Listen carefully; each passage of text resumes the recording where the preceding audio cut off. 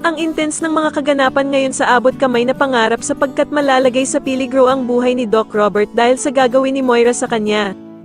Dito nga ay biglang magbabago ang isip ni Moira at sa sobrang kasamaan nga nito ay maging si Doc Robert nga ay ipapautos na din ito sa mga tauhan niya. Samantala ay wala ngang kaalam-alam si Doc Robert na ang bruhang si Moira ang may pakana ng lahat at dito nga ay magaganap na ang pagpapalitan nila Doc Robert at Balahaja.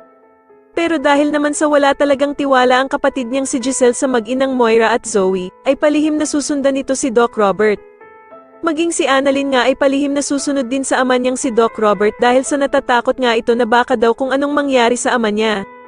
Wala namang kaalam-alam si Annalyn na maging si Doc Lyndon nga ay baback up din at hihingi ng tulong sa dalawang nurse na kaibigan nila, na sila Nurse Karen at Evan. Samantala ay talagang paiiralin pa din ni Moira ang kasamaan niya at dito nga ay maiisipan niyang takutin at paglaruan itong si Doc Robert.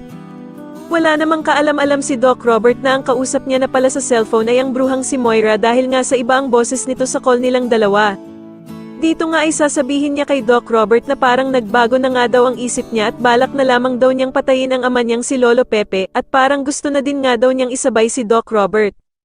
Laking gulat nga ni Doc Robert nang makita niya ang laser ng baril ng tauhan ni Moira na nakatapat na sa kanyang katawan. Sa kabilang banda naman ng makauwi naman si Doc Carlos ay bigla niyang makikita ang kotse ng anak niyang si Harry, kaya naman ay agad na magtataka ito kung ano ang ginagawa ng kanyang anak sa bahay nila. Wala namang kaalam-alam si Doc Carlos na nakatitig na pala sa kanya si Lynette sa gilid subalit hindi nga ito makasigaw dahil sa nakabantay sa kanya ang mga clown na tauhan ng bruhang si Moira.